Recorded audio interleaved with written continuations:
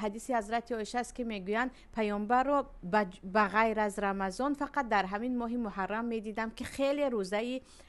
این ماه رو یا برای روزه این ماه خیلی حریص بودن، کفت و کوب میکردن که الان کدام روز است و باید از روزش نمانیم. و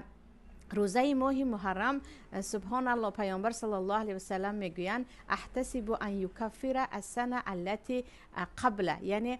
من امید دارم که خداوند به سبب این روزه گناه های 1 سال پیش شده رو همش رو میبخشد اگر روزه عرفه 2 ساله باشد. ولی خواهران عزیز یا عزیزان، وقتی که درباره کفاره گناه در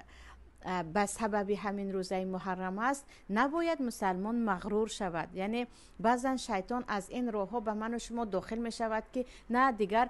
پروای گناهایت را نکن، دیگر با سبب اون روزت تمام 1 ساله گناهایت